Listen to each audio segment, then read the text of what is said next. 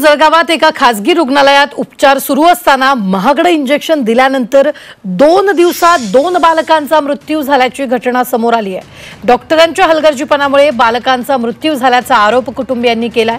डॉक्टरांवर कायदेशीर कारवाई करण्याची मागणी केली जाते। महागडं इंजेक्शन दिल्यानंतरही चिमुकल्याचा मृत्यू कसा झाला असा सवाल कुटुंबियांनी उपस्थित केलेला आहे। आम्ही 18 तारखेला आमच्या बाळाला आणले होते। 18 तारखेला आम्ही हसता बैल म्हणजे घरून आणला आमच्या बाळाला, चांगला खेळत आणला बाळाला आम्ही ना। तर त्याच्यानंतर त्यानं 5:30 वाजता बाळाले ऑपरेशनसाठी नेला आणि काय इंजेक्शन मारलं, काय प्लास्टर केलं आणि कांचं इंजेक्शन मारलं त्यानं। तर बाळ म्हणे की 3 तासानंतर होसा म्हणे। तर 3 तास होऊन गेले, 4 तास झाले, 2-3 दिवस होऊन गेले, बरं बाळ होस म्हणे की आला नाही। आणि दाबी हॉस्पिटलने आम्ही संध्याकाळी कालती 6 वाजता संध्याकाळी मृत घोषित करून दिला बाळाला। काय केलं ना, असं कोणतं इंजेक्शन मारलं आमच्या बाळाला? आम्हाला न्याय पाहिजे। साधारण तरी इंजेक्शन 20-25 हजार चांगलं होतं आम्हाला एक इंजेक्शन ते।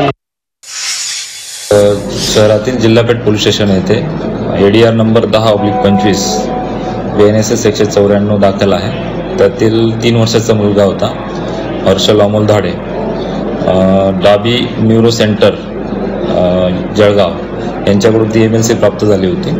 त्याच्यावरून ती ED दाखल करण्यात आलेली आहे। सदर EDचा तपास हा PSI गोपाळ देशमुख यांच्याकडे दिलेला आहे। त्यातील जो बालक मयत झालेला आहे त्याच्या पालकांनी डॉक्टरांवर ॲलिगेशन्स केलेले होते। त्या अनुषंगाने ती कागदपत्र प्राप्त करून चौकशी अंती योग्य ती कारवाई करण्याची तजवीज ठेवलेली आहे।